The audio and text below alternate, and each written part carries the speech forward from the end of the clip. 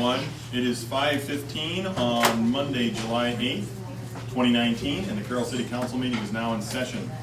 Will everyone please rise for the Pledge of Allegiance?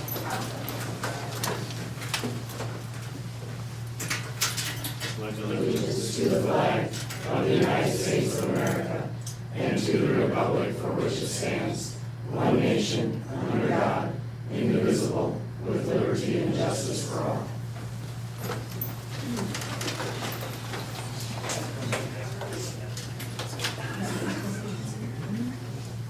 Please note everyone is in attendance except Councilman Haley. Probably should be here shortly. The first item on the agenda is the consent agenda, which is approval of the minutes of the June 24th meeting, approval of bills and claims. We have a license and a permit this evening. The first license is the Carroll Chamber of Commerce, the sesquicentennial celebration. It's the transfer of a beer permit to Kemper Fieldhouse, 839 East Anthony, for July 20th, 2019. We also have a fireworks display permit. If there aren't any questions, I'll need a motion to approve the consent agenda. Motion to approve consent agenda. Second. We have a motion and a second. If there's no other discussion, we'll go ahead and vote. Dirks? Yes. Fleschner? Yes. Seaman? Yes. Base? Yes. Katz? Yes. Motion approved. Thank you. The next item is the oral requests and communication from the audience for items not on the agenda. Yes. Please need your name and address, please. Margaret Sidoris. I'm with Camden Apartments. My home address is Jefferson. The address of the apartments is 1820.5 North Randall Road. I'm here because of the draft ordinance for the inspection process on rental units. I didn't get notice, and I just kind of wanted to address the council either today or sometime about this and my concerns and multiple other landlords that were not invited to that original meeting or didn't get notice. Because I have 60 units. Right, Never got right. nothing. Okay. So. My water bill makes it there every month. Yeah. I can't give you an answer Okay. why that happened. I know they had sent all those notices out. I got a copy of one of those letters. Well, Jolene, who has 11, did not receive one as well. I have 11 and I didn't give them to What's your last name, Jolene? Ramos.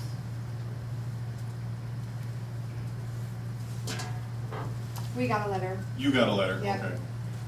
All right. We just weren't able to attend the open house, so. Okay.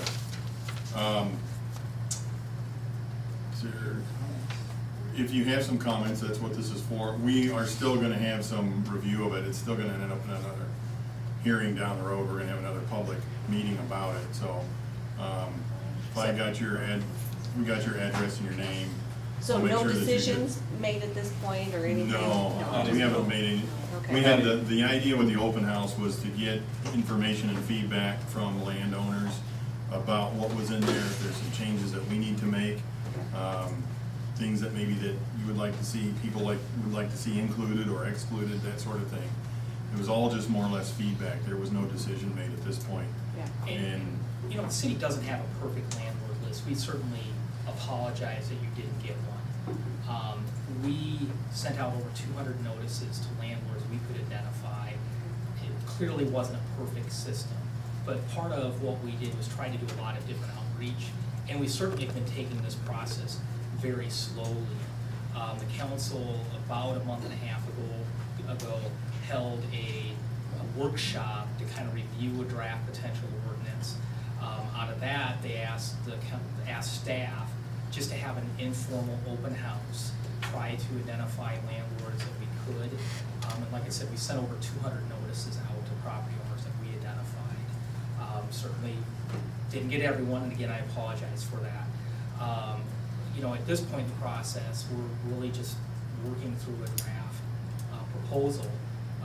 Process-wise from here, at some point, it will come back, like you and I talked on the phone, probably in August. It'll be presented back to the council. They will hold a formal public hearing. But certainly if there are specific suggestions or concerns, you know, staff, Greg, Shrek, and myself are happy to discuss those. Well, I guess my question is, why was this started? If you're saying there's over 200 landlords, what started it? Because if it's one or two complaints, that is such a small, that's less than 1%. I mean, I've owned those apartments since 2010. I know how much money I have stuck in that building, that complex. And I feel like I continually get taxed by the city, by the county, and there's no benefit back. And I know that the city is trying to have people come into the community and get more rental units. Who wants to come into a city that is overtaxed and no benefit? I've got a long list of things I'd love to discuss, but I mean, if you have a full agenda, I can table it. But I guess I want my opportunity to address the council and say, what are you doing? What is your main goal? If you're looking to try and, I guess, open a position for somebody for a job, I have a problem with that. I mean, that's our tax dollars. There's no government program, it's a tax dollar program, and I'm a taxpayer. And I have no vote for anybody in this room or any county supervisor, but I'm the one who pays the bill. I pay $42,000 a year in property taxes. Walgreens pays $41,000. I don't even think that's comparable, and I'm not gonna address that now, but I mean, and I pay $42,000, but yet Meadowwood pays $12,000 because they have tax credits. And I just, everybody, if you put yourself in our shoes, what would you like? Because this is not what you would like.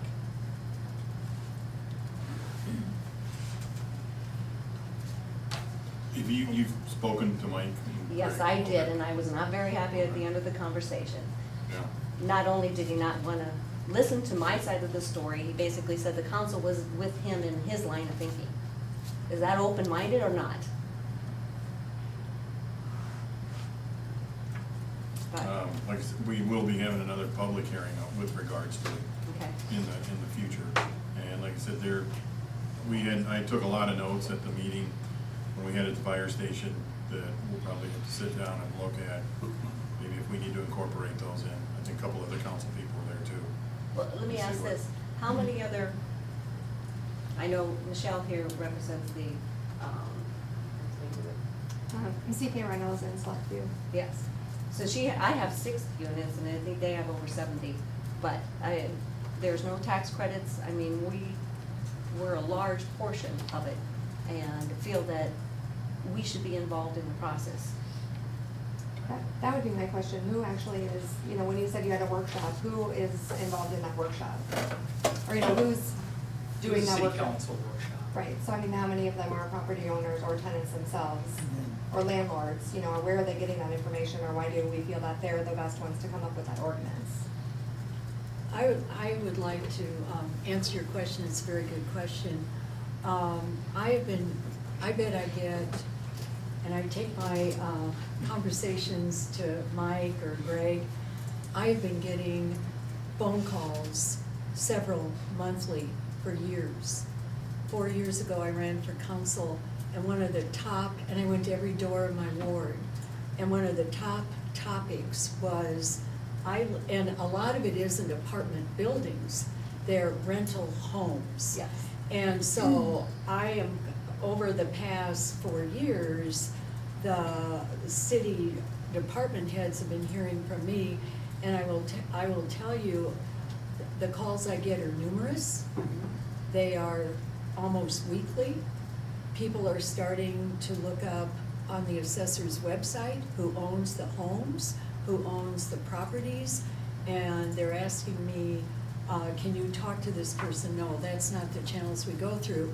But at least for me, I can speak to that I believe we have needed a type of inspection and at the very basic level, and we're speaking to safety, just basic common sense expectations of rental properties.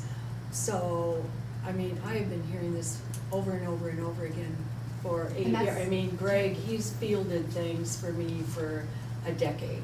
Carolyn, I've Yeah. owned mine for 40 years. You have never had any complaints. I don't need it inspected. So what do you think though, like personally, like actual property owner lived in homes and rental homes, what's the percentage of calls? You know, 'cause there's a lot of owner-occupied homes in the city that need to be taken care of also. Oh, definitely. You know, that, I mean, what That's- is really, what is the percentage there that the rental units are so much higher that this needs to be done, rather than focus on all around the town, the buildings that need Well, to I be would taken care say, of. Jolene, and I know Jolene very well, that if you have had no complaints, then I mean, you have no problems. I Except mean, for you'll paying, have. then we still have to pay for the inspections It's and all of that like that comes with 30, it. it's what, $100 over 3 years or something. Right, a unit though, or a building, or like? What is it, Greg, wasn't it over 3 years? Yeah, nothing's Yeah, been decided. We haven't set a Yeah, fee. but there was a rate of some sort. I mean, what we've been talking about is for a building, it would be $100 to $150, and then there's a per unit fee. And right now, Yeah, we're we looking don't at have between anything. $20 to $50. We haven't set those, we're kind of looking at budgetary numbers. Okay, And- Carolyn, I don't mean to interrupt, but Carolyn, when you said that they were mainly rental houses, Yes. and that's usually, what I see as a problem is when people are trying to convert their existing home into a rental property. That is an issue. Mhm. Now, most of these complexes were not built the same way. And, Right. and I don't know why we're being discriminated against as far as multifamily, because we are already as a taxpayer as multifamily, because you compare us to a commercial or residential, and we're already paying more. So why would you put us, penalize us again? Well, again, I mean, this is open, but I think we welcome your concerns and your perspective. So, but as I said, mine have always been about rental homes. So.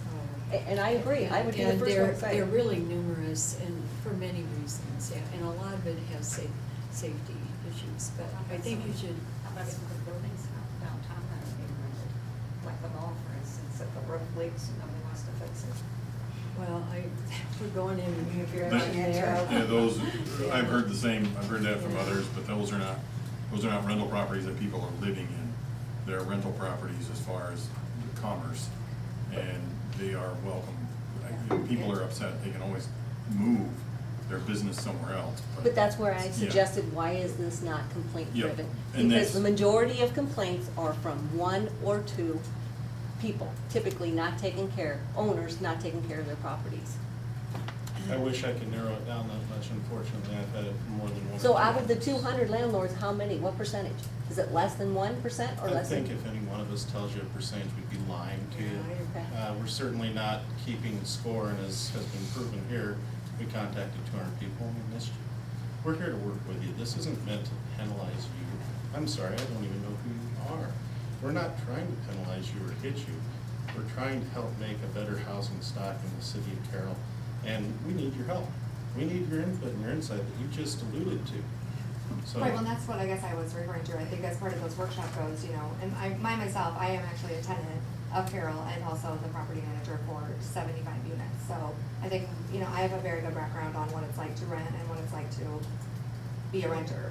So, I just wanna make sure that those workshops, those people that are doing those workshops are coming from a place where they, they have that experience there on both sides to be able to help both, to come to the right agreement. So I think, Yeah. there is properties that And I need to be guess taken care of. I would not argue that at all. People who are concerned about the homes that have contacted me, they're concerned about how it's impacting their property values, the home price. So, Well, that's I what mean, they're not this. worried about the people living in it. Well, They they were worried are, about. well, they're worried about the safety, but anyway, we can go on and on, but I appreciate your taking the time. And we need to go on and on. We need to hear, I see you have a good amount of prepared notes. Oh, yeah. We need to hear it. I've got the number of Please. police calls for different units in town, and I've got it, but that's what I'm saying. I don't wanna address it now, because I want you to be able to be prepared too. But it does affect us, and it's our pocketbook, and not only our pocketbook, it would be our tenants' pocketbooks. Well, and unfortunately, I think the majority of, like, the apartments that we have, most of the tenants can't afford the rent the way it is. They're not at an income level that they can even afford the bottom dollar rent for these units, just to make. And, when we keep adding those inspections and everything else on, obviously, we have to pass that on to the tenants. So pretty soon, there's gonna be a lot of those units that are not gonna be rentable, and there's gonna be a lot of people that don't have a place to go because there's no affordable housing in town for them. And I just had my all my buildings inspected by my insurance company. Anytime you have a HUD, Region 12, as far as tenant, you have to have that apartment inspected. So to me, this is not only a duplication, but a triplicate duplication. We, in a lot of cases, have no legs to stand on to help people who are living in substandard and unsafe conditions, and we have nothing. I know myself and other council members have fielded those kind of calls.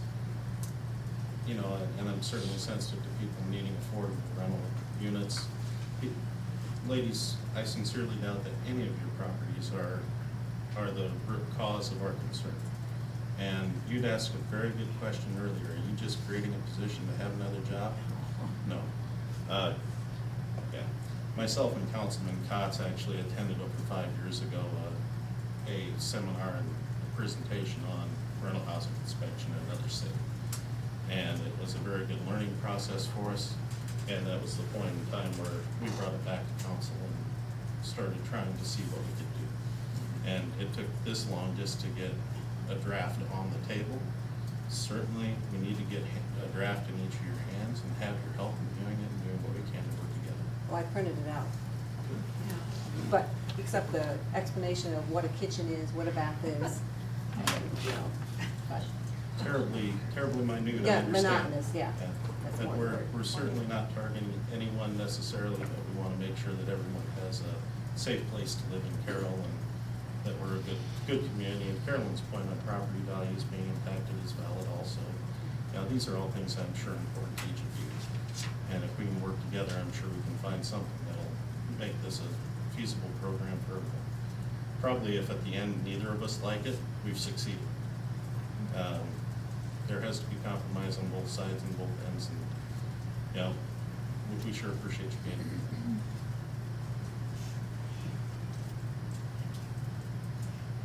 Thank you. The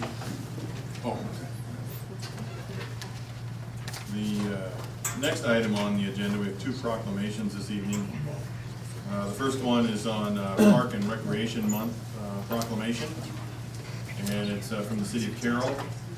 And it states, whereas parks and recreation programs are an integral part of communities throughout this country, including Carroll, and whereas parks and recreation programs build healthy, active communities that aid in the prevention of chronic disease, provide therapeutic recreation services for those who are mentally or physically disabled, and also improve the mental and emotional health of all citizens. And whereas parks and recreation programs increase a community's economic prosperity through increased property values, expansion of local tax base, increased tourism, the attraction and retention of businesses, and crime reduction. And whereas the U.S. House of Representatives has designated July as Parks and Recreation Month, and the city of Carroll recognizes the benefits derived from parks and recreation resources. And now therefore, I, Eric Jensen, do hereby proclaim July as Park and Recreation Month in the city of Carroll. Do you want? Yeah, we have some staff from the pool. Cool. We can get a picture with you. Yeah, that's fine. We can All keep right. going. Joel, you want to introduce them? This is Noah, Jasmine, and Emma, and yeah, they work here at the Aquatic Center and do a great job, and have been good leaders for us in what they do, and obviously them being here today is indicative of that. So yeah, thanks guys. Thank you. Thanks for coming down. You guys want to come up, stand up there, take a picture? Joel, you want to go in? Oh, gee. Congratulations. Oh, Jack. Thank you. So who wants to take this? Have those guys, yeah. There you go. Got it? We got pictures? Oh, we got to turn this way though. Sorry guys, let's turn this way. There you go.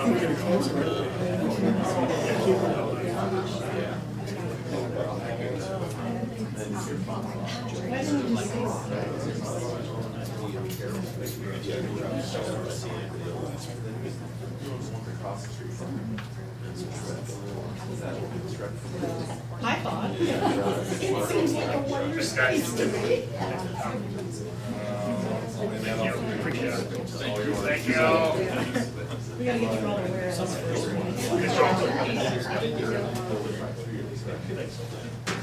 Yeah, you bet, yeah.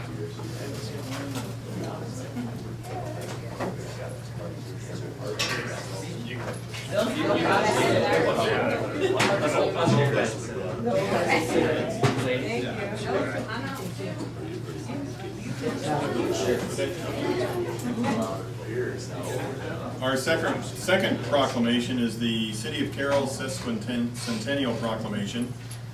It states, whereas Carroll City in 1975 renamed Carroll was named in, I'm sorry, 1875. no, it says I know, but it says 1975. It says 1975. Oops. Yeah. It's our 50th session. I'm like, I just moved here in 76. Okay. So we'll restart that again. Whereas Carroll City in 1875 was renamed Carroll, was named in honor of Charles Carroll of Carrollton, Maryland, the only Catholic signer of the Declaration of Independence and the last surviving signer.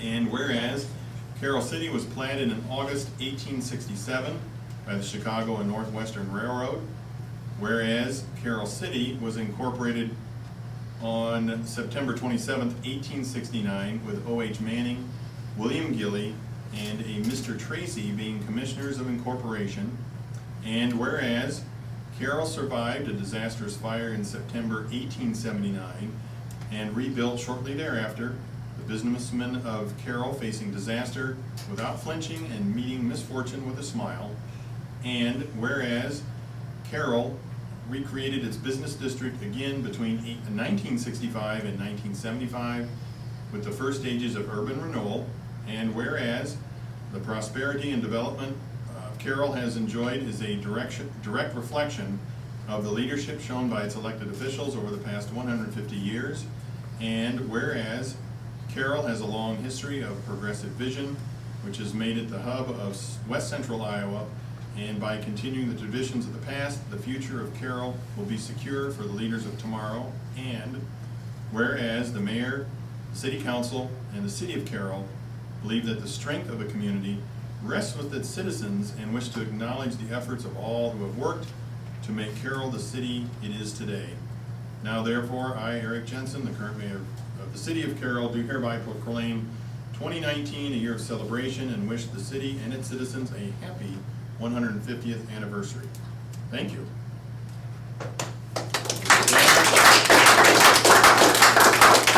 We'll be doing Why don't you that. stay there and we'll come behind you. Okay.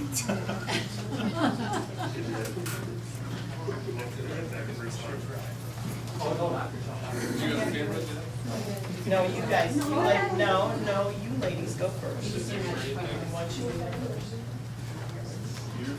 We probably get all the council in here too. Yeah. Come on, you guys are sure. Maybe. Please do. Okay, you sweet, wait a minute, smile.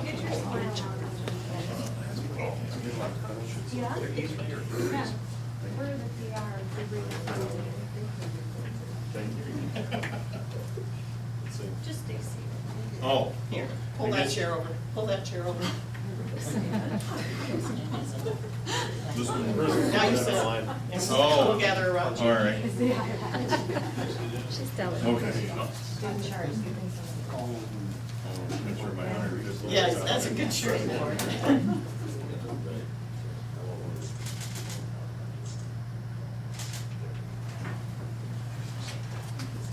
I think you scared him too. There's a lot of clicking going on there. It's like 20.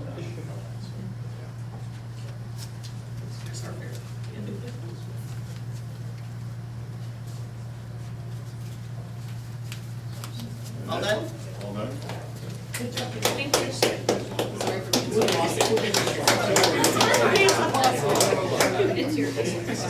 Thank you. Yeah.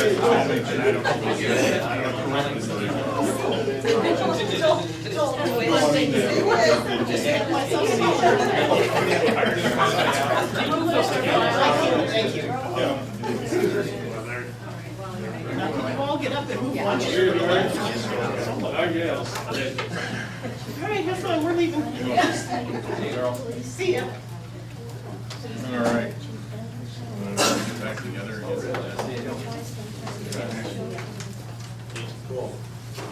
The next item on the agenda is ordinances, and it's the Carroll Community School District Adams Parking Street Change Request. And Mike, please. Thank you, Mayor and Council. At the City Council's last meeting on June 24th, the council reviewed a request from the Carroll Community School District to approve parking changes on Adams Street to add additional designated parking spaces for persons with disabilities west of the Adams Street Gymnasium, and to make changes to the school day parking restrictions on Adams Street. At that meeting, the council tabled action and requested that representatives from the Carroll Community School District attend tonight's meeting to review the request and answer questions. I would note tonight, Jeff Cullen, Transportation Director for the district, and Jeff Dvorak, the Supervisor of Building and Grounds for the district, are here to review the request and answer any questions the council has. With that, I'd like to turn it over to Jeff Cullen and Jeff Dvorak to review the request from the council. What we did is we had, just to give you a little background, we picked students up at schools at night. We started Fairview and then come to Adams, middle school, high school. We would run 16 buses come to the public schools. We were running 3 waves of 5 and then 2 waves of 5 and 1 at 6. And what we're gonna do is we're switching and we're gonna run 2 waves of 8. So obviously I'm gonna have more buses in the wave I had. And the issue we're talking about is out here on the west side of Adams here. From our south driveway, when you walk out this door, this flagpole, from the south driveway when you're walking out, there's roughly 260 feet to the very south driveway of our parking lot, okay? My buses range from 37 to 40 feet, depending on what passenger they are. So 8 buses at 40 is 320 feet. I'm not gonna be able to fit 8 buses in that 260 feet. So what we'd like to do is, Jeff's kind of drew out a map here, a plan, but if we go up to the north end of the auditorium, in front of the auditorium, we're mandated we have to have 50 feet of fire zone there, from the north or the south. And then from there, what we do is we'd have, I think, 4, currently four regular stalls. We would convert those to ADA compliance that are there. And that would put us down right to where that north crosswalk is, which goes across Adams Street on the north side of 11th, okay? There's 2 crosswalks there, obviously. There's one on the north, there's one on the south. The one on the south has a blinking light, flashing light. The north one does not, but the north one is a newer crosswalk.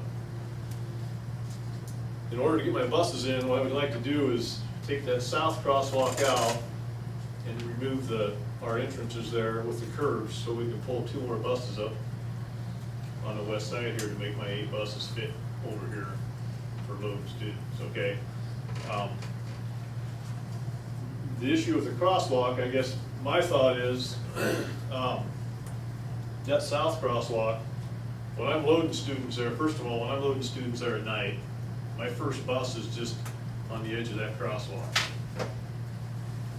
To me, it's dangerous for kids to walk out when there's a bus right here, right out of there. They're assuming that's safe because there's a flashing light there, when they can't see if there's a car coming.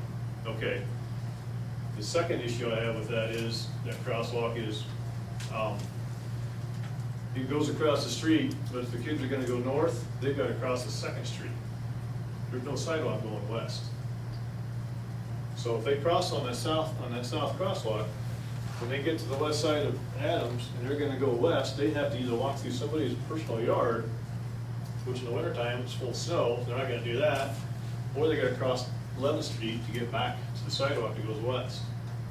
So that's number 2. Number 3 is, we all know that if we drive by a flashing light every day we drive by a flashing light, if nothing happens, after a while, we get complacent, right? I've seen it happen in accidents. I've done many of accidents in my career. Flashing light, steady flashing light all the time. People, pretty soon, they think nothing's gonna happen, and they don't slow down. That's the third issue I have with that south crossing. So, if we could take that south one out, even my furthest north bus, when it's parked here loading students, I'm gonna have a 20 to 30 foot gap from that north crosswalk to that first bus. That view gets a lot wider, you see what I'm saying? It's not a safety issue there. I'm only talking 8 buses. If we could take that out, I can get all 8 buses from there to the very far south, 10th Street. You'd be able to eliminate the use of the 10th Street. I don't use 10th Street. I do not want to park a bus on Right. 10th Street. Right. You'd be able to have them all lined up in front. Yes. Okay. All Till the west. second wave came. Okay. It's only one. One at a time. Oh, yeah. One at a time.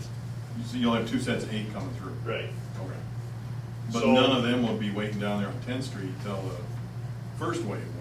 No, Okay. because there'll be 8 at Fairview, there's 8 at Adams. When they all both load at the same time, basically. And then this These one guys are leaves. gone. Okay. Yep. So that's that's our thought process on this. I don't know if you have any other questions on it or not. I will not be on 10th Street with buses. I'll have them all right here on the west side of Adams. Well, I think they're on 10th Street now is what you're having to do, aren't you? No, Not I at don't all. have, no. Because see, right now, I'm only loading 5 to 6 at a time. They all fit out here. Oh. I'm okay. going to 8 in a wave, which is gonna extend it out another 80 feet. Right.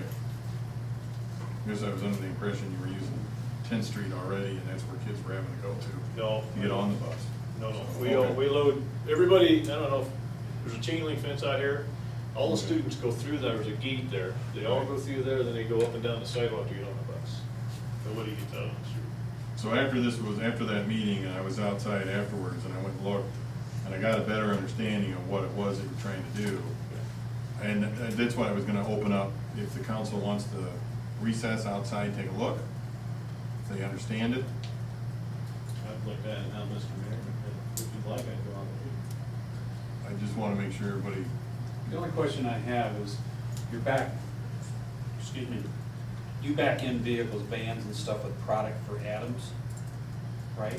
To the dock here? Yeah. Correct. And that's a ramp right now, correct? It's just a flat driveway there. But there's no curb, it's flat. So if we do this, you're gonna put up a curb there. So if you back in, you're gonna go up. No, What do you there'll be a do? drive. It'll have wings or whatever, where you'll drive. Well, the bus will actually be parked in front of that drive during loading, so vehicles won't be able to come in and out of that driveway. Yeah, but is that bus gonna have to go over a ramp? Yeah, they do now. I mean, when they pull out of that first driveway to the south, Yeah, the buses, when they pull out, they kind of go up over that already. okay. But if it's So feathered- it'll be, and it actually with the new ones, it'll be feathered out a lot smoother because they're gonna be 6 foot wide to the curbside. So it'll be a lot less slope to those drives. Figure out your hands. so if you remove that south crosswalk, are you taking out that sidewalk that's there too, to keep people from using that? On the west side. That you have circled there, yeah. Yeah, Should- that, So are we gonna remove this sidewalk here too at the same Yes. time? So people still don't yes. continue to walk That was across the there? intent, was to remove that sidewalk also. Okay. And if there's, obviously, if there's buses parked there, they can't go across there anymore. Would you explain, you're encouraging the use of the north crosswalk. Right. How is that safe? The north Because cross. you're adding parking, and so you're going to have, and then the handicap to the north, the crosswalk will have parking directly to the south of it, and then you're adding parking, remove curb, add parking, and then you have the crosswalk, and then you have more, so you've sandwiched the crosswalk between even more parking. So explain your rationale for that being safe. There would be wider view because where the front of the bus would stop, the parking during this dismissal, there'll be signage where car vehicles will not be able to park during school hours, which I think we've discussed with. So that So, is a part. during the day, there on will that. not be any parking there. It's mainly for events after school, for basketball games, volleyball games. And then, so when the buses are actually there, like Jeff was explaining, the view to that crosswalk would be a lot wider than it actually is even now. Okay, so what you're telling me is on the east side, there, so where we're adding additional parking, as well as where the handicap parking is going, that is included in, no parking from 7:30 to 8:30, 2:30 to 3:45 PM from the center line of 10th Street to 20 feet north of the center line of 11th Street, east side only. So nobody will be allowed to park where you're doing the handicapped between those No, it times. doesn't go to the handicap. No, the handicap's not included in that. Right. That, that It does is not include the beyond the handicap. 20 feet north. Right. That's correct. But the additional parking you're adding south of the north crosswalk is included in the restrictions for that 2 1/4 hours. Correct. Okay. I guess my concern is it's restricted only 2 1/4 hours during the course of the entire day. People are gonna be using the crosswalk a lot during the remainder of those hours. And you're sandwiching more parking around the north crosswalk, which you're encouraging people to use if we're taking out the south. So, I mean, people are walking between cars that are parking. It's like encouraging people to walk through a parking lot, kids to walk through a parking lot. Like here. And these are little kids, what Yeah, I mean- grades or? Third and fourth Third, over here. fourth. Yeah. So, I mean, if you're only restricting it for that 2 1/4 hours, there are a whole lot of other hours left where kids could be at risk. I don't see that the north crosswalk is that safe. I mean, coming and going to activities and things, kids right there. I mean, I was out walking it today, and I was telling Laverne before the meeting, these two little kids, about 8 on their bikes, went right to the south crosswalk. Their parents must have trained them to use this crosswalk, and they used the crosswalk and went up and toward the building to do whatever. So I'm concerned about, okay, if the south crosswalk is done away with, is the north crosswalk really safe?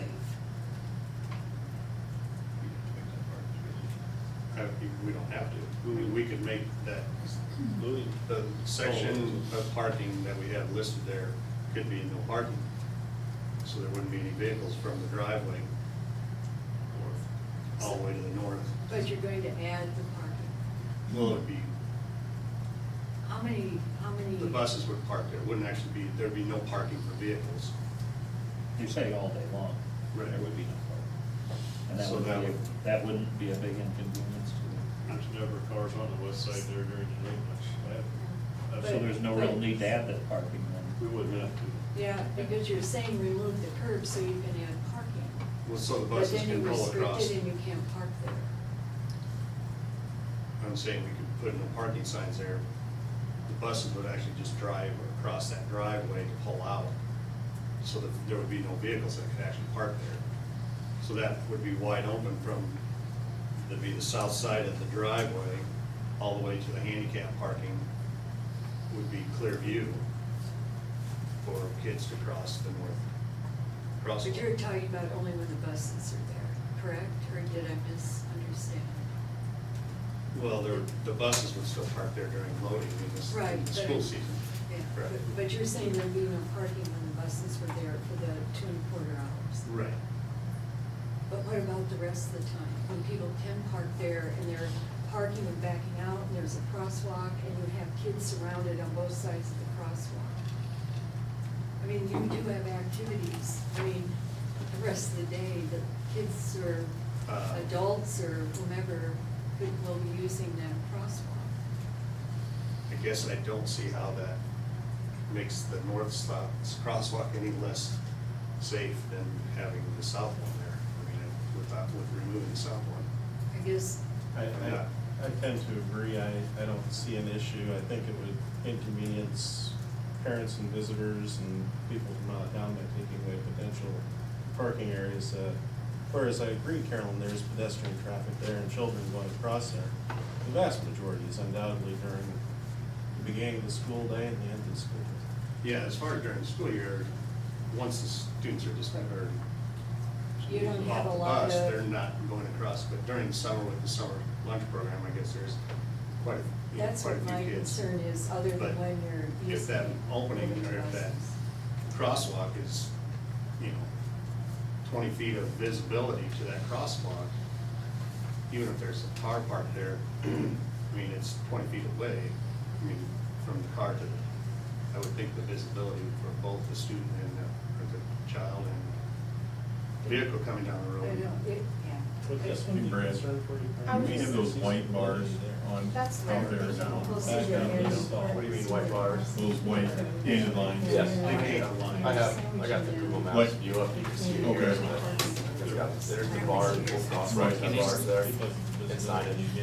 I guess I'd look at it if that south crosswalk is gone for that, and that sidewalk is gone, and that's converted to grass, that's gonna change people's walking pattern. Exactly. And you don't have the white, As they're moving. white painted area, the crosshatch is gone. And we keep the other one updated, it should drive people to that other side, That would be the intent. yeah. Oh, wait. You have I guess people. I'd like to hear Yeah. from, you're in charge of a lot of safety in this town.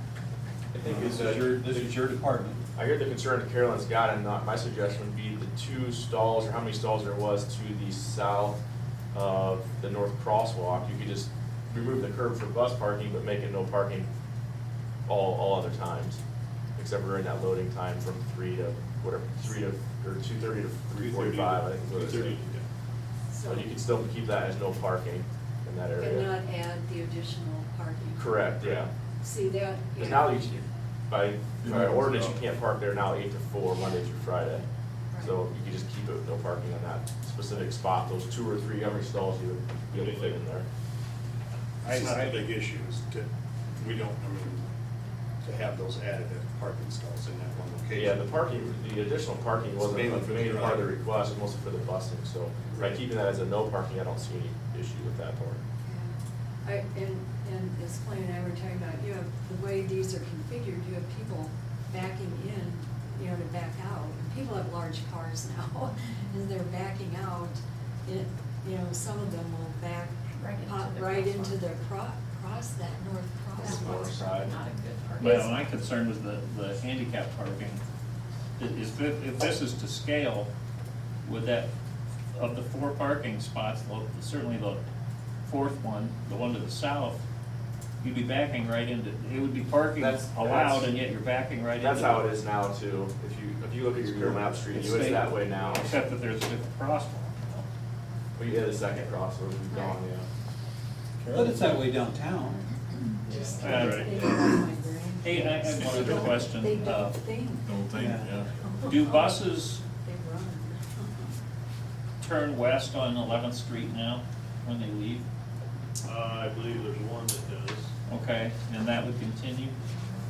No, depending where he's at, he may go on up and go across the line. Well, it concerned me a little bit that maybe that would be a safety issue. If they went across the Oh, south. these and 8 then- buses, all of a sudden one cuts off and goes left. And somebody goes across south and then has to go across the 11th Street Mhm. while the bus is trying to turn on the go. Is that a plan, is that something you're thinking about or not? Well, an interesting But question actually, was brought that up. would be reduced though, because if you remove that walk, that would reduce it Right, north-south, because that would right. drive everything straight It'll across. keep, it'll keep fewer kids on that than there probably right now. Do you man these crosswalks? These aren't, no. The 10th and Adams is manned. There's someone there every day I've seen them. And then Main Street out here is. Yeah, that this one too, but is- 10th and Adams is manned, there's someone that comes out there every day. Would it be a good idea to man it like for a year or two? Find a volunteer that would do that, just to make sure.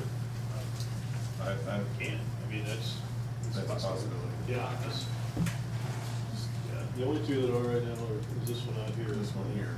This one I can understand, that's Main Street, that's where it is. Are those volunteered or paid? Just touch them, they're paid positions. Oh, they are. What happened to the safety patrol? Volunteers. Find someone. Okay. But the other thing too is that gives your buses to be up here where the kids are coming off. And if they're having to go over to, otherwise if this doesn't work, they're going over to 10th Street to get on the bus, or you gotta figure out I'm a not different gonna- way. I won't go to 10th I wouldn't Street. do that, yeah. No. And I guess that's why I understood that that's what was going on now. I'm like, that doesn't make any sense, having kids walk all the way down there across those streets just to get on the school bus. It should be here in the front, so. No, we will not load. On 10th Street. No. How come you guys are switching lanes? I'm just curious. Well, we're trying to add some time to Fairview, and to do that without juggling everybody else's schedule, this is the best way to get it to fit. Could they just stay across? It'll be longer, they're gonna have more educational time. Wow. Well, the other thing It does do, with doing that, the reverse in Fairview, which kind of ties into this whole situation too, I Right. could explain that. Well, we're gonna start loading at Fairview, how we load now on the south side of the building, we're gonna go back to the west side. Because coming out of Fairview, you've all drove through there, I don't have to explain it, but coming out of Fairview with the buses, 50 feet from that intersection is just, That's a bad in the Crazy. morning, Yeah. from 8 to 8:30. so this will give us the Yeah. option of going out north. Yeah. And, you know, if have to, we can go either way there. Okay. So that's the other part of it. Plus, maybe we'll help keep your shoulders from being somebody on Grand Road where they're all parking at night, so. Gentlemen, has anybody given consideration to closing or eliminating both crosswalks and forcing the children to 10th and 12th Street? Or you apparently at least at 10th Street remain? I'll be honest with you, there's not a lot of, that doesn't get used a lot. I mean, that's a possibility. I personally would feel better about that. I think these little kids, I just think it's a recipe for disaster here. And they, maybe crossing at the corners would be the wiser plan, and closing both. Maybe, I just have I- a feeling kids are still gonna, there's They're gonna gonna be take the sidewalks shortest on the path. west side of Adams Street, they're gonna wanna run across the street, whether there's a crosswalk or not. That is my concern there, is they're gonna just use the intersection to cross. Yeah. And maybe it's not so much during the school day hours, because I don't, like Jeff had said, there's not that much traffic during the daytime, so I'm mostly thinking events afterwards, that people parking on 11th are just gonna walk across the They're not gonna intersection walk. and not use the crosswalk, which will be, I mean, you got signs there now, and the sign will continue to be there, so it does help a little bit. Of course, the flashing light won't be in function anymore, but the signage will still be there, so that'd be my concern, is the after school. sure.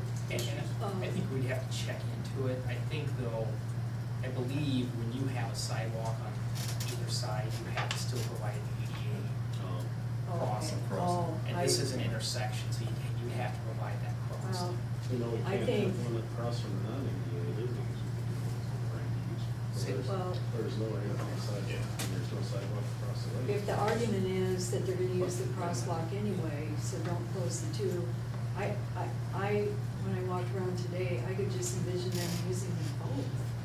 You know, kids don't think, they take shortcuts, they They just won't- wanna get across or take a chance, okay, the next bus isn't moving out yet, I'm gonna bolt over there. But the buses parked there that they won't be able to get to. They can't No, cross they one. won't get through, Won't be but, able to get there. And there's always a TA or a teacher or somebody at their load. There's always somebody right there on the sidewalk to help with the buses. I mean, the other option is do away with that last ADA on the south end. Then you're not backing across your crosswalk. I think, Just have 3 stalls? Yeah.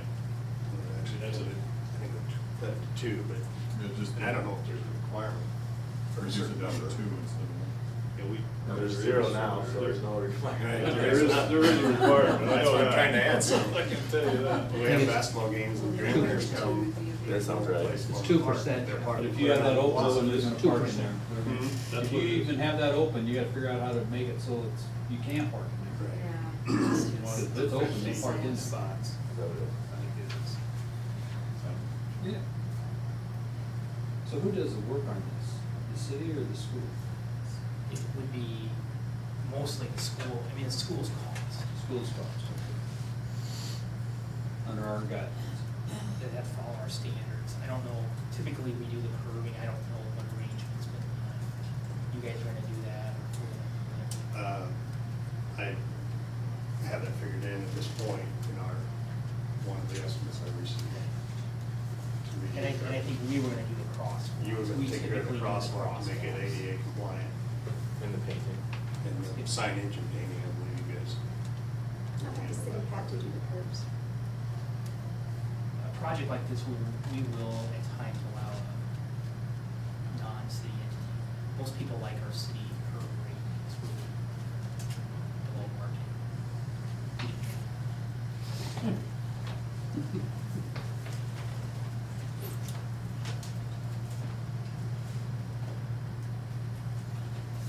See why we needed you back? Pardon? See why we needed you here? Well, I hope we cleared something up. I have a question for Brad, I think. The times and what's going on and the no parking on the east side, west side, do the no parking signs that are going north toward 12th Street, no parking anytime, do they stay there, Brad? North of 11th Street or where at? On Adams, on Adams going north? Yes, those will, That- that when we ordinance get- is not being adjusted at all. Oh, so that's separate? That's separate ordinance. Okay, and on both sides? Yes. In front of those three houses? The only change would be the time frame on from 10th to approximately 20 feet north of the center line of 11th. Okay. East side only, and then west side only, we had to create the no parking 8 to 4. I think the ordinances were together and breaking it apart. Was Okay, going to yeah. make a change to it, so we had to create the other one there for the no parking 8 to 4, Monday through Friday, west side only. Yeah, okay, thanks. Brad, why not just have parking, no parking from 8 to 4? Why not just do it during school hours? I don't know, this is how it's set up Because now. you said that Kemper had changed theirs around. They did, and theirs was for busing also, they used Okay. the parking on West Street for busing. So currently, there's no parking 8 to 4 there now. One of the problems we have with that is people coming to visit actually park there during the day while the kids are in school. So they're parked illegally, like Oh, salesmen and all right. different people that come to school. Yep. So this, So they this could does be- open up some parking that could be needed. That's Okay. not really heavily populated, but it's there if available. And the change matched what we have on West Street, which has worked very well so far. Well, and I know some of those, like, if I go up to Kemper during the day, they'll have a spot you can pull into 30-minute only. Is that something that you want to look at, or, you know, if you get this done, and if there gets to be issues, we Right. can change it then too, Could be a situation I where guess. we adjust some signage. I've never, I mean, I've only been doing it a year, but I've never had anybody that's come during the day and still be there When you need it. when the buses come. On I've North- never had that happen. Have you had any problems on Northwest Street with that time change at St. Lawrence? I'm not, no, I haven't had any issues there. You know, pick up after school? So, And there's no issues up there at Kemper when you guys no, and actually, we load, at Kemper, we load middle of noon too. Yeah. But that's all, I guess that's on St. Angelo side. It's on, right. No, I haven't had any issues up there with cars sitting in parking. Well, that's Bluff Street, which is different from what we were just discussing too. What's the restrictions on Bluff Street? It's, Put me on the spot, of course. I was trying to zoom in on it, so I didn't have. Jeff, you still have that memorized? I think it's 7:30 to 8:30. Yeah, I think it's no and then parking similar to these times. Here it It's is. basically what the buses are Okay. during the day you can park. Yeah, so that's what it is. 7:30 to 8:30, 2:30 to 3:30, Monday through Friday. School days only, That's probably. school days, yeah. we've never had issues up there. There's the sign. Okay. And I know that, have you had issues with that on? I haven't, well, I haven't had any problems at Kemper.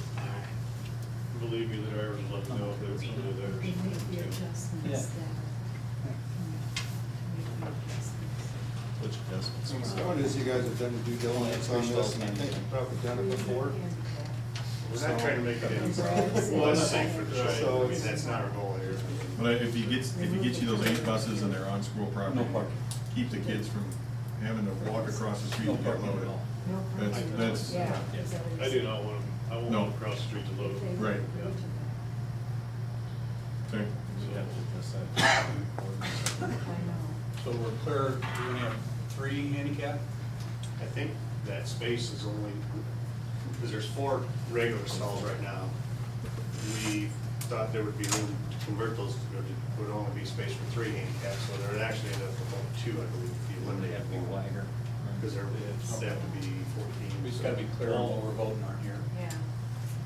Pardon? So we didn't need to be clear on what we're voting on. Yeah. So there 2 would be- handicap and then no parking. One would be van accessible, one would be regular The handicap. handicaps are made by motion, I believe, is that correct? Yeah, so what I would suggest, just hearing the discussion is, the first motion is to remove the crosswalk Right. and add an additional angle. The second, go from 3 to 2 handicap parking spaces. The ordinances, I would suggest hold the first reading, so that would allow you guys to start the work. Then we can come back at the next meeting, we'll tweak the ordinances to take the no To parking out. reflect. Then you can do the second, third readings at the next meeting. Okay. That sounds fair. All right. Yeah. Sounds fair. Like suggesting that we do have the first reading of the ordinances, but if we're gonna amend them at the next meeting, we'll have to start over. You have to start over. Yeah. I thought Yeah. you could make. Yeah, we'd have to start over if we do amend them. But we could still bring knowing that be forthcoming, those ordinances.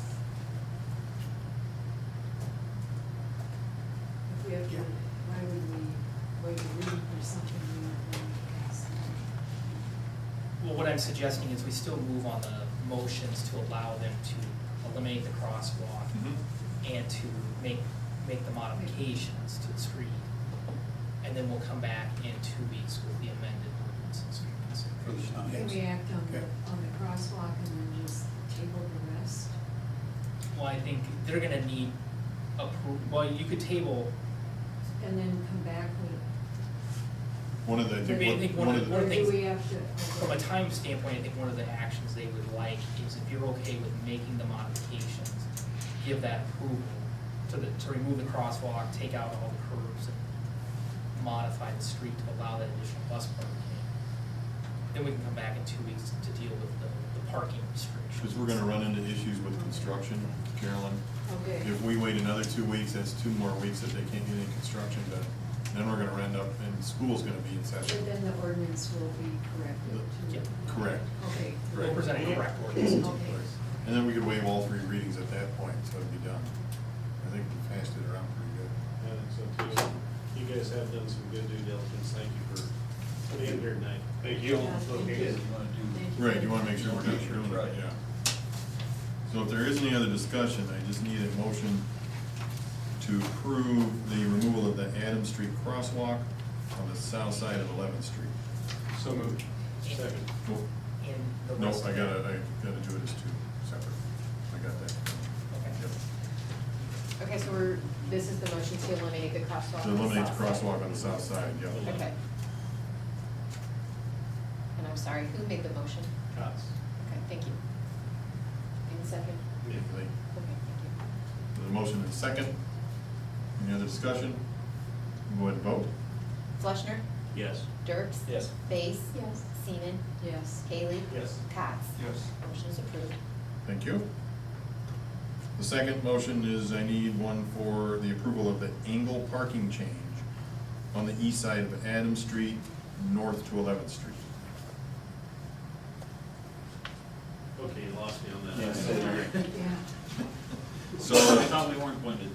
that's the, For the two the, ADAs. the, no, that's at the end, so it's this, be this area right here. So we're making a no parking, so how do we? Approval of the angle parking change. So do you need, so are we, do we need that? North of 11th. Say it again. Make it 2 11th Street. Well, it says right here, parking change on the east side of Adams Street, north to 11th Street. Correct. That would be the. That was if you wanted to add the parking, I think. We Wasn't it? aren't going. We don't wanna add the parking. Well, No. but they need approval to make the modifications to the street and remove the curbing for the bus parking. So we This just, isn't parking for pedestrian, or, passenger vehicles, this is parking for buses. So moved. Second.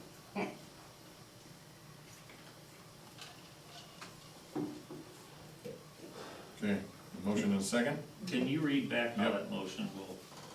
So it's approval of the angled parking change. So there's the angled parking that's in there now Change. is gonna get changed so that that's taken out. Right.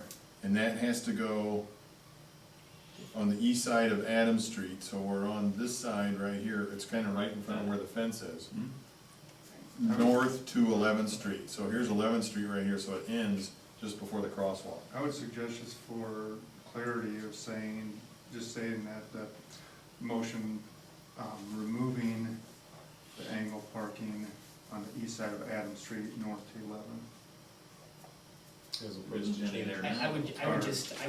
I would suggest drop the word angle. There is no parking there, existing Right. parking currently. It's curved.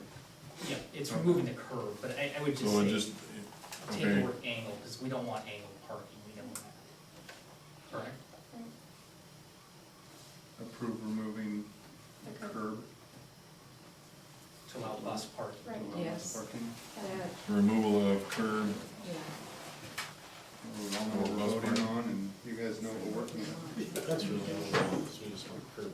Yes. Is that your motion? And Chantel. Sure. Okay. All right, I'm seconding. Chantel's confused, so. all right, so now, Okay, so now we have, I got it. we have the removal of the curb for bus parking change, that type thing. And that was moved by Cott, seconded by Fleischner. Cots and Fleshner, yes. Okay, got it. If no other discussion, we'll go ahead and vote. Seaman? Yes. Fleischner? Yes. Cott? Yes. Haley? Yes. Base? Yes. Dirks? Yes. Motion is approved. So now we're at the changing the 3 persons with the disabilities parking. Do you want changes to that? Do you want that 2-person, or do you want to keep it at 3? That's where I'm, Yeah. because I was hearing. Is there a way to approach it? I guess if there's other areas in the city that have it the same way, where, you know, if you back out here onto the crosswalk, the more handicap parking we Yeah. have there would be beneficial. You're dealing with kids though. Yeah, so You're part of the city, you're part of that. we would, either way, I mean, we need some handicap stalls, We so do need 2 is some. better than none, which we Right. have now. Yeah. And so then, So. I would recommend trying to get measurements and seeing what will actually fit there, knowing the intent of not backing into the crosswalk. Yeah. Because right now you said you were kind of guessing at what. Well, we have size 4 would be. stalls there currently, I Maybe think 3 it's over there. measured. They could have 60 feet to 50 or 60 feet. Yeah, I don't. You know, that's not gonna cause construction activity. What I would suggest. Basically, that striping of the existing Right. We concrete can, is all it we'll is. review it at the staff level and we'll make a recommendation. Yeah. okay, Yeah, That'd be that's good. good. do that, Yeah. and then we'll get the ordinances done, and then we'll bring those back to the next meeting, but at least you can start getting the construction part done. Correct? Yes, yeah, I'm sorry, go ahead. No, will the handicap spots be to the north or the south in the angled parking? That's Of the north- crosswalk. That's north of the north crosswalk. Will they be to the north? They have to be to the south Oh, half, they're to the south. because the 50 feet has to be in front of the exit of the Okay, building. okay. Fire zone, for fire Okay. zone. Okay. So we'll get that, all right?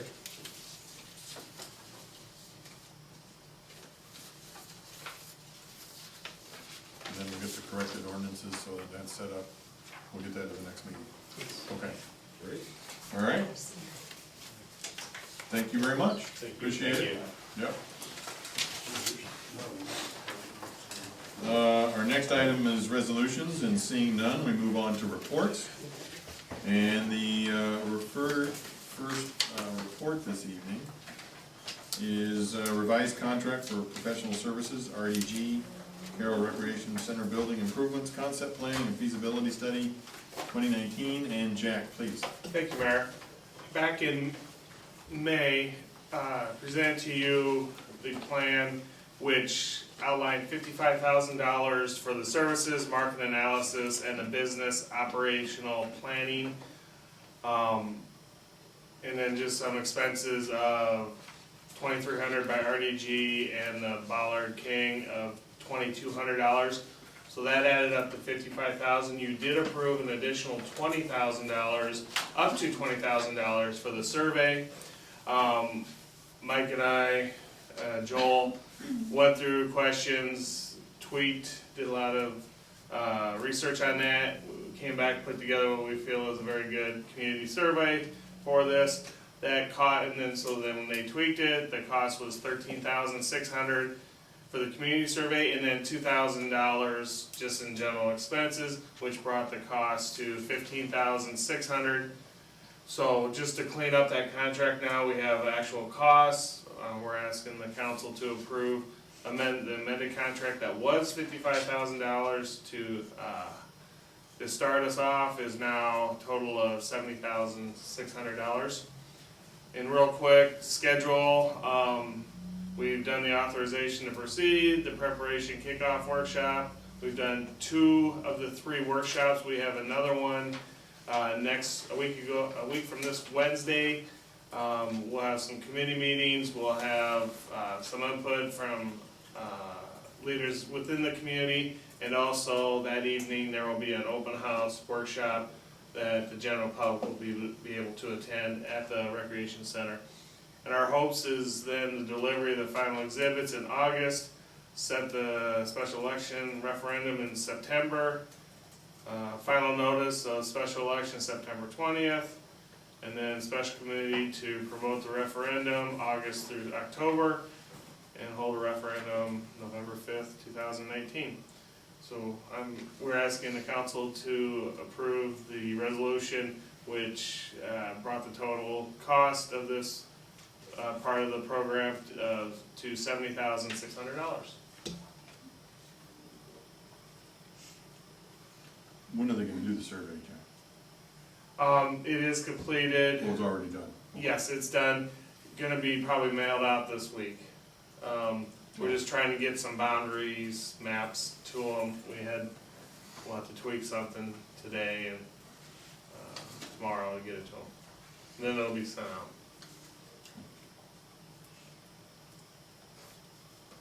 And again, just so you know, the meeting July, open to the public. Hopefully everyone can attend that evening meeting at the rec center. Some of the council now is on the committee level, so they've seen the work from the beginning, but it should be nice to have as many of the public and council at that meeting. What's the time of the meeting, Jack? 6 to 7. Are you doing it in the auditorium? Activities room. Oh, activities room. Yeah, I think we'll keep it in the activities room, but yeah, that is our plan now. Okay. We'll do some promotion in the next week with the radio and newspaper. We'll get advertising out and try to bump it up. Okay. Any other questions for Jack? Not, I need a motion to approve the proposed fee for the Carroll Recreation Center building improvements for a total of cost of $70,600. So moved. Second. We have a motion and a second. If there's no further discussion, we'll go ahead and vote. Cox? Yes. Base? Yes. Haley? Yes. Seaman? Yes. Dirks? Yes. Fleischner? Yes. Motion is approved. Thank you. And our next item is Carroll Public Library shelving package. And Mike, please. Thank you, Mayor and Council. On your May 13th council meeting, the city council approved the procurement of the library shelving for the renovation of the Carroll Public Library through the interlocal purchasing system, or TIPS program. Since that time, city staff has been working with OPN and Library Furniture International to develop a design and pricing for the shelving. The design has been finalized and a quote has been provided by LFI for the shelving at a total of $135,913. This does include delivery and installation costs of the shelving. One note, the plans do call for the current library shelving to be reused on the second floor of the renovated library. Now, the end panels will be replaced, and new end panels similar to the end panels that will be on the new shelving on the first floor will be added, so there'll be continuity between the shelving systems in that way. Now, I would note that end panels are not part of this, that will be bid separately, but it doesn't have as long of lead time for the library shelving themselves. So that'll be presented at a future council meeting. The shelving portion of the project was included in the overall furnishings, fixtures, and equipment line item in the budget, with a range of $388,928 to $435,072. And the cost of the shelving component of the FF&E for the library is within expectations of OPN and should be in budget. So the recommendation tonight is for the mayor and council to consider and approve the proposal for the Carroll Public Library shelving package from Library Furniture International LFI of Northbrook, Illinois, in the amount of $135,913. I'd be happy to answer any questions the council may have. Do we have any idea what those end panels, decorative end panels will run? Just an estimate? I haven't seen any numbers yet. Neither. You know, they're working with both to get pricing from both LFI. They're also working with Iowa Prison Industries because they do those. So we're just waiting for pricing, but I haven't seen that yet. When that comes forward, I would like to just kind of see what the old versus new is gonna look like. Yep. And what I would say is a lot of the current end panels, what you're seeing is the veneer on them is coming off. So I mean, it's time to replace those anyhow. But the shelving units themselves, main lines, that will be used.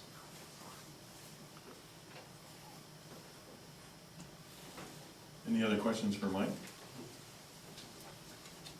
If not, I need a motion to approve the proposal for the Carroll Public Library shelving package from Library Furniture International of Northbrook, Illinois, in the amount of $135,913. So moved. Second? There's a motion and a second. If there's no other discussion, we'll go ahead and vote. Base? Yep. Fleshner? Yes. Haley? Yes. Cox? Yes. Seaman? Yes. Dirks? Yes. Motion is approved. Thank you. Our last report is the Carroll Public Library Carroll City Hall change order number 6. And Mike, please. Thank you, Mayor and Council. During construction at the library site and the future City Hall site, there were a number of unexpected items that were encountered during construction. These items are detailed in full in the staff report, but include $63,267 in changes, which include the larger items, removal of the existing foundation, building foundation that was encountered during construction of the Farner Government Building, changes to the roof at the Farner Government Building, and replacement of the west entry door at City Hall, along with other changes. The proposed change order number 6 also adds no days to the contract for completion of the City Hall portion of the project and 16 days to the library portion of the project. The completion date for the City Hall remains October 3rd, 2019, even though we're going to move way earlier than that. And the library completion date is set for January 24th, 2020 at this time. The original contract amount for the project was $4,526,100. The first 5 change orders added $228,307. With this sixth change order of $63,267, the new contract amount will be $817,674. The budget for the Carroll Public Library, Carroll City Hall, included a planned construction contingency of $362,088.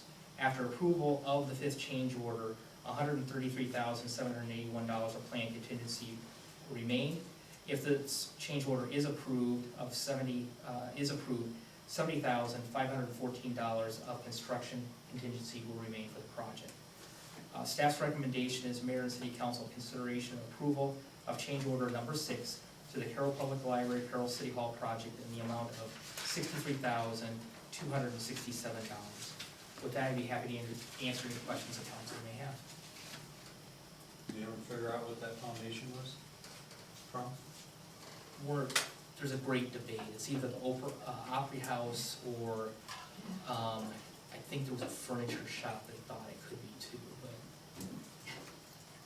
but it still was there and it's not there anymore, so.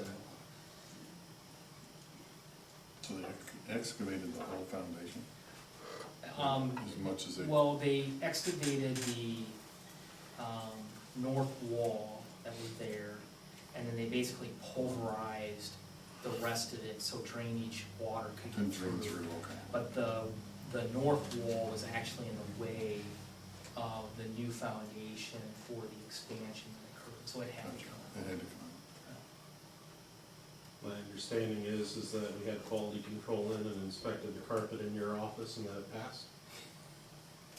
Yes, my daughter did do that If inspection. you follow Facebook, my daughter checked it out, it's good, so. Tell Jane we said thank you. Are there any other questions for Mike? Otherwise, I need approval of change order number 6 to the Carroll Public Library Carroll City Hall project in the amount of $63,267. Second. Got Dirks and Fleshner duking it out. If there's no other discussion, we'll go ahead and vote, please. Base? Yes. Seaman? Yes. Dirks? Yes. Fleshner? Yes. Cots? Yes. Haley? Yes. Motion is approved. Thank you. I trust everyone's read the committee reports. I just recommend that everybody get out the weekend of the 19th, the 20th, 21st, celebrate the 150 years. Any comments from the city council? Thanks for the tour of City Hall, Mr. Cody. Things look really good. Very encouraging to see how it's come along. It's a long way since I saw it last couple weeks ago. Huh? Any comments from the city manager? No. Not, I will need a motion to adjourn. Make a motion to adjourn. Second. There's a motion and a second. We'll go ahead and vote.